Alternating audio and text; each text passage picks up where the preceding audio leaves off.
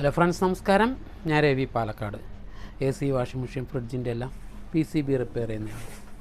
ഇന്ന് ഗോദ്രേജിൻ്റെ ഒരു ബോർഡാണ് കിട്ടിയിരിക്കുന്നത്. ഇത് നമ്മൾ ഇതിനു മുമ്പും ഈ വീഡിയോ ചെയ്തിട്ടുണ്ട്. പക്ഷേ എങ്കിലും ഇതിൽ ഡിഫറൻ്റായ ഒരു ഫാൾട്ട്, പക്ഷേ എപ്പോഴും എല്ലാ ടെക്നീഷ്യന്മാരെയും കൺഫ്യൂഷനാക്കുന്ന ഒരു ചെറിയൊരു ഫാൾട്ടുണ്ട് ഇതിനകത്ത്. അതിനെപ്പറ്റി ഡിസ്കസ് ചെയ്യാൻ വേണ്ടിയിട്ടാണ് ഈ പറയുന്നത്. അതായത് ചില സമയത്ത് സ്പിന്നെടുക്കില്ല. സ്പിന്നിൻ്റെ അവിടെ എത്തുമ്പോൾ ഒരു പ്രത്യേക നമ്പറിൽ വെച്ച് അവിടെ സ്ട്രക്കായിട്ട് അവിടെ നിൽക്കും. അപ്പോൾ അങ്ങനെ ഒരു ഫാൾട്ട് വരികയാണെന്നുണ്ടെങ്കിൽ എന്തായിരിക്കും കംപ്ലയിൻറ്റ് നോക്കാം. അതായത് ഡ്രൈൻ മോട്ടർ വലിയും, പക്ഷേ അത് അവിടെ അങ്ങനെ സ്ട്രക്കായി നിൽക്കും, വീണ്ടും എടുക്കില്ല. അതിൻ്റെ ഫാൾട്ട് എന്താണെന്ന് വെച്ചാൽ, ഇപ്പോൾ ഡ്രൈൻ മോട്ടർ സാധാരണ ഡ്രൈൻ മോട്ടറിനെ അപേക്ഷിച്ച് ഈ ഗോദ്രേജിൻ്റെ ഡ്രൈൻ മോട്ടറിന് ഒരു പ്രത്യേകത എന്താണെന്ന് വെച്ചാൽ 3 വയറുണ്ടാവും. അതായത് ന്യൂട്രൽ ഫേസ്, ഒരു ഫീഡ്ബാക്ക്. ആ ഫീഡ്ബാക്ക് വയർ, അതായത് അതിനകത്ത് ചെറിയൊരു ലീഫ് സ്വിച്ച് ഉണ്ട്. അതൊരു മിനിമം വലിഞ്ഞു കഴിഞ്ഞാൽ അതിൽ നിന്ന് ഒരു ഫീഡ്ബാക്ക് നമ്മുടെ സിസ്റ്റം കൺട്രോളിലേക്ക് തരും. ഈ IC-യിലേക്ക് അതിൻ്റെ കമാൻഡ് കൊടുക്കും. അതിനുശേഷം മാത്രമേ സ്പിന്നിനുള്ള കമാൻഡ് ഇവിടുന്ന് പോവുകയുള്ളൂ. അതാണ് ഇതിൻ്റെ ഒരു പ്രത്യേകത.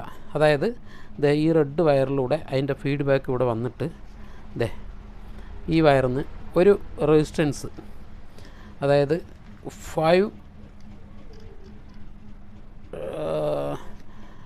510K യുടെ ഒരു റെസിസ്റ്റൻസ് ഇട്ടിട്ട്, ആ റെസിസ്റ്റൻസ് വീണ്ടും ഇത് ഇവിടെ വരുന്നത്. ഇവിടുന്ന് ഒരു ഡയോഡ് ഇട്ട് ഒരു നെഗറ്റീവ് വോൾട്ട്, ഇവിടെ ഒരു കപ്പാസിറ്റർ ഇട്ട് ഫിൽട്ടർ ചെയ്ത്, എന്നിട്ട് ഇതിൻ്റെ ഈ കമാൻഡ് ഈ ഒരു നെഗറ്റീവ് വോൾട്ട്, ചെറിയൊരു വോൾട്ടേജ് ഇത് ഇവിടെ കാണുന്ന ഈ SMD ട്രാൻസിസ്റ്ററിൽ പോകും. ഈ SMD ട്രാൻസിസ്റ്ററിൻ്റെ ബേസിൽ ഇവിടുന്ന് വരുന്ന കമാൻഡ് എത്തിയാൽ മാത്രമേ ഇതിൻ്റെ കളക്ടറിൽ വരുന്ന അതിൻ്റെ വോൾട്ടേജ് സർക്യൂട്ട് ഫില്ലാവുകയും ബാക്കിയുള്ള ഫങ്ഷണൽസ് എല്ലാം വർക്ക് ചെയ്യുകയും ചെയ്യുള്ളൂ.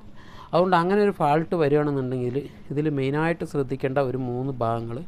ഒന്ന്, ഇത് ട്രാൻസിസ്റ്റർ ആയിരിക്കും. അതായത് ഇത് SMD ട്രാൻസിസ്റ്റർ അതിൽ കൊടുത്തിരിക്കുന്ന ഒരല്പം മുമ്പുള്ളതിലൊക്കെ നോർമൽ ട്രാൻസിസ്റ്റർ ആയിരിക്കും. അതിൻ്റെ ഓപ്ഷനാണ് ഈ കാണുന്നത്. ആ ട്രാൻസിസ്റ്റർ കംപ്ലൈൻ്റ് ആവാം, അല്ലെങ്കിൽ അതിൻ്റെ അതുമായിട്ട് ബന്ധപ്പെട്ടുള്ള ഈ റെസിസ്റ്റൻസുകൾ, അല്ലെങ്കിൽ എവിടെ കാണുന്ന ചെറിയ PF കപ്പാസിറ്റർ, SMD കപ്പാസിറ്റർ ഉണ്ട്, അത് ഷോർട്ടായാലും ഈ ഫാൾട്ട് വരും. മെയിനായിട്ട് ഈ ഫാൾട്ട് വരുന്നത് ഈ റെസിസ്റ്റൻസിലാണ്. അതായത് 510K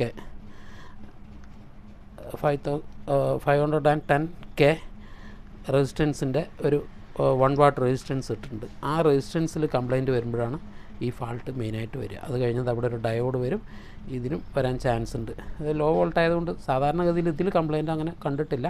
ഈ കപ്പാസിറ്റർ വീക്ക് ആയാലും ഫാൾട്ട് വരും, ഈ ട്രാൻസിസ്റ്റർ കംപ്ലൈൻ്റ് ആയാലും ഫാൾട്ട് വരും, ഈ റെസിസ്റ്റൻസുകളിൽ ഏതെങ്കിലും കംപ്ലൈൻറ്റ് ഉണ്ടെങ്കിലും ഫാൾട്ട് വരും.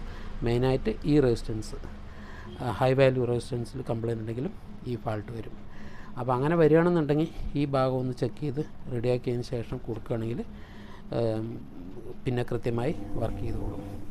ഓക്കെ ഫ്രണ്ട്സ്, മറ്റുള്ള കാര്യങ്ങളൊക്കെ ഞാൻ വേറെയും വീഡിയോകളിൽ പറഞ്ഞിട്ടുണ്ട്. അതുകൊണ്ട് കൂടുതൽ ഡിസ്കസ് ചെയ്ത് ടൈം വേസ്റ്റ് ചെയ്യുന്നില്ല. വീഡിയോ ഇഷ്ടപ്പെട്ടാൽ ഷെയർ ചെയ്യുക, ലൈക്ക് ചെയ്യുക, സബ്സ്ക്രൈബ് ചെയ്യുക. Thank you.